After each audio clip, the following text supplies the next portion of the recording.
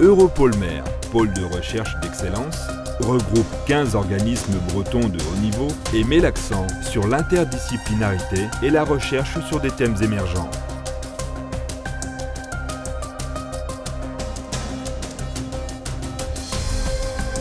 Europolmer a pour principal objectif d'augmenter et d'améliorer la visibilité de la recherche française dans le domaine de la mer et du littoral au niveau national, européen et international.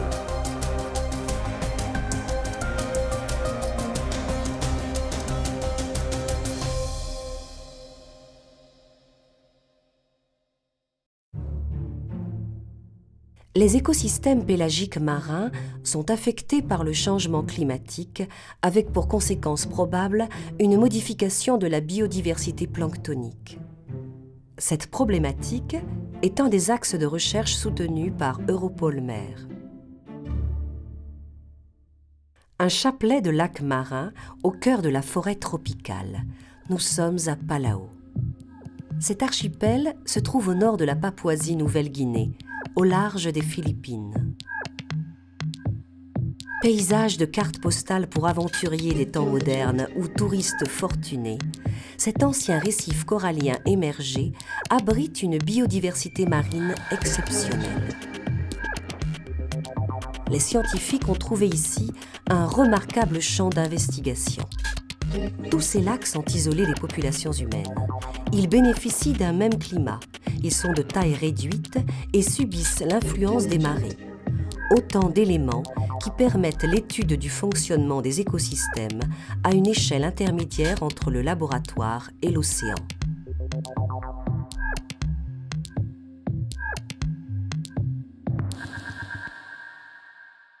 We have laboratory studies, we have studies in kind of mesocosms, and we have studies in the field. They are on different scale.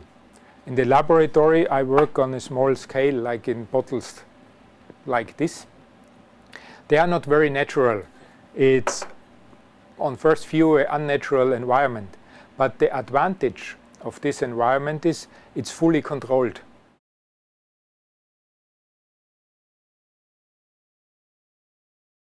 Mesocosms are usually simple structures that enclose a water column. And they are called enclosures because they enclose this water column. And usually it's big bags, plastic bags, but they can have a volume of several 100,000 liters. So they can be really large. And we install them either on rafts or there's quite a lot of different techniques we use for that. And then we manipulate, like we manipulate the amount of nutrients in the system, or we manipulate the amount of predators, for example jellyfish. Les 80 lacs de Palau sont de véritables mésocosmes naturels, à mi-chemin entre le laboratoire marin très contrôlé et le plein océan non maîtrisé. L'intérêt de ces lacs, c'est vraiment d'avoir des petits îlots d'océan séparés les uns des autres par une forêt tropicale humide. Donc ce sont en quelque sorte des îles, mais en sens inverse. D'un lac à l'autre, la biomasse et la biodiversité en phytoplancton sont très variables. Une des caractéristiques ici, par exemple, c'est deux lacs qui sont distants de quelques centaines de mètres. Un lac où l'eau est très claire, très peu de matière en suspension. Une diversité en microalgues relativement élevée, parce qu'on est très proche du lagon, en fait, ici. Et au contraire, ici, un lac qui est beaucoup plus turbide. Ici, la couleur verte est due à la présence de très fortes biomasses en phytoplancton. Par contre, le nombre d'espèces est beaucoup moins important. On a 4-5 espèces de phytoplancton contre ici 40-50 espèces. Pourquoi des lacs si proches évoluent-ils de façon si différente ? Quels sont les mécanismes en jeu ? Un premier qui est l'intensité des connexions entre le lac et l'océan tout proche, à savoir le temps de résidence de l'eau dans le lac. Un autre aspect important, c'est l'apport d'éléments nutritifs, puisque sans éléments nutritifs, le phytoplancton ne peut pas se développer. Donc les apports d'éléments nutritifs issus du bassin versant.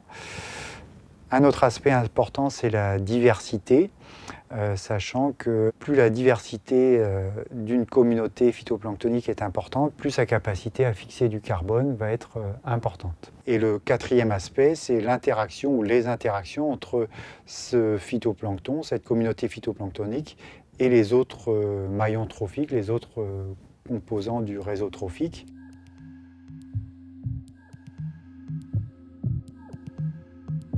En août 2012, transportée à plus de 12 000 km de leur laboratoire, une équipe de 4 scientifiques est à pied d'œuvre.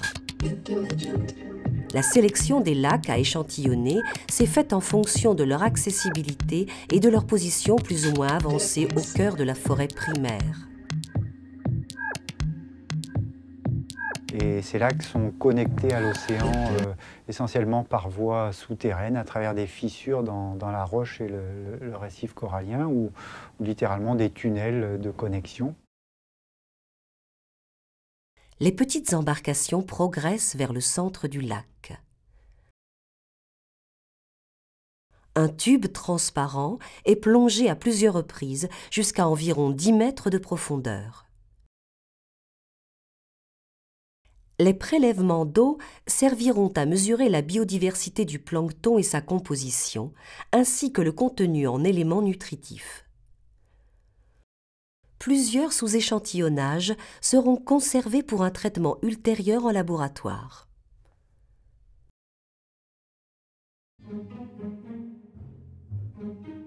Certains lacs, ceux où la marée a le moins d'influence, sont envahis de méduses. Ces cnidaires sont parmi les principaux prédateurs supérieurs de la chaîne alimentaire pélagique. Les expériences en mésocosme permettent l'analyse des réseaux et des cascades trophiques. Lorsque la population des méduses augmente, celle des copépodes diminue et cela favorise le développement du phytoplancton.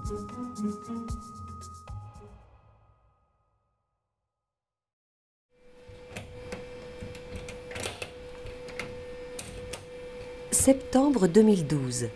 Des dizaines de prélèvements arrivent dans les laboratoires des universités de Brest et de Munich.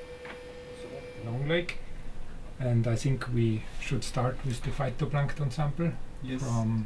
And the diversity is, L'heure est maintenant au débriefing et à l'analyse. The phytopump showed.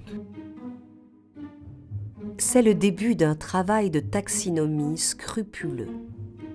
Il faut déterminer l'ensemble des espèces du phytoplancton de chacun des lacs. Les échantillons fixés au Lugol sont placés sous le microscope. Pour l'essentiel, ils sont composés de diatomées et de dinoflagellés. Quelques espèces sont observées pour la première fois. Les premiers résultats font apparaître que la biodiversité planctonique diminue au fur et à mesure que l'on s'éloigne du lagon. Environ 50% des espèces disparaissent tous les 50 mètres. Par ailleurs, la biomasse en phytoplancton est d'autant plus élevée que les lacs sont riches en phosphore. L'accumulation ou non de cet élément nutritif, issu de la dégradation de la matière organique, est liée au temps de résidence de l'eau dans le lac. Les échantillons de Palao sont également analysés par chromatographie liquide à haute pression. Cet outil est utilisé pour identifier les types de pigments photosynthétiques présents ainsi que leur quantité. Il y a des pigments qu'on appelle des biomarqueurs et qui sont présents uniquement dans certaines classes de phytoplancton.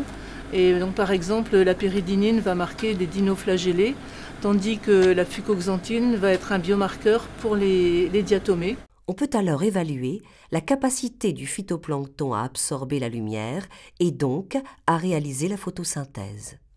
Une plus grande diversité planctonique entraîne un plus grand nombre de pigments et donc une augmentation de la production primaire. Dans les échantillons de Palao, on a énormément de péridinine et donc c'est quelque chose qui est très très intéressant parce qu'apparemment il y aurait des symbioses avec des méduses et donc il y a un grand intérêt à utiliser cette technique là d'HPLC pour quantifier les pigments et notamment de la péridinine. Ce pigment se retrouve dans les dinoflagellés qui vivent en symbiose au cœur de cette méduse où ils forment des masses brunâtres. L'espèce Mastigias papua est ainsi à la fois un prédateur supérieur, se nourrissant de copépodes, mais aussi un compétiteur du phytoplancton libre pour l'acquisition des éléments nutritifs.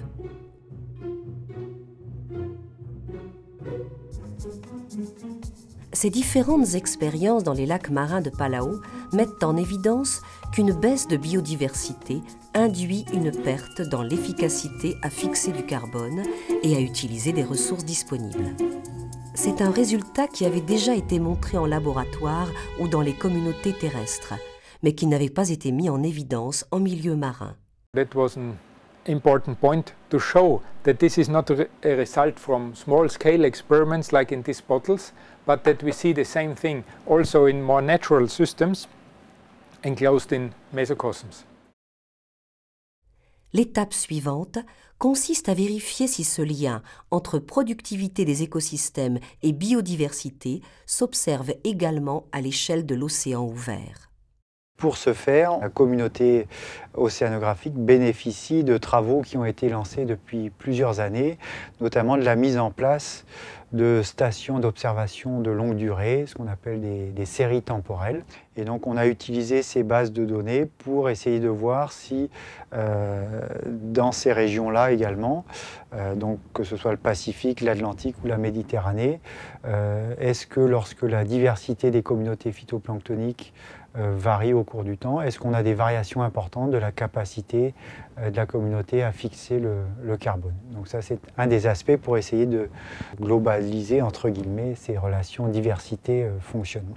Les premières analyses montrent déjà des similarités dans les résultats. It's definitely needed that we have all the scales, and one important thing is that we don't forget the last scale, the field scale, because we have a lot of expertise in the laboratory scale.